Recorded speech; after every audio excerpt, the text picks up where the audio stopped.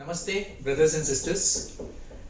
Today we are going to talk about the organic farming practices and the challenges that are faced by the organic farmers.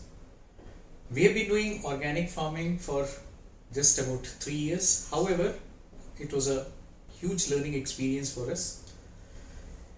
As you must be aware that in the ancient times, the farming what was practiced all across the world was only organic. However, as in the recent times, the organic farming practices were forgotten and a lot of synthetic materials were being used for farming activities. The reasons of using those synthetic materials are known to everybody. However, we will talk about the challenges that we faced and we learned and found ways out. The three key challenges which are faced in organic farming activity are: the first is the yield, because the yields are lower in the initial period in organic farming. We got about 50% of the conventional farming yield when we started practicing organic farming. However, slowly the organic produce increased by about 30% by the time we were into the third year, and this was possible by using gobar and gomutra, which are the main or the key ingredients for organic farming for plant nutrition. The second challenge is related to the pest. First of all, we must understand that all the so-called pests are not bad.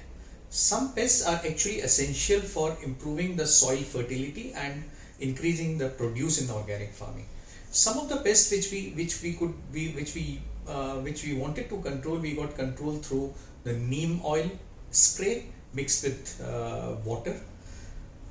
The third challenge is related to the weeds. The weeds are also impact the growth of the plants in organic farming. One of the initial practices which we did was by doing the manual weeding process. However, it is time taking and it consumes a lot of labor. Slowly what we realized that all these weeds actually got into the farmlands through the seeds which we used.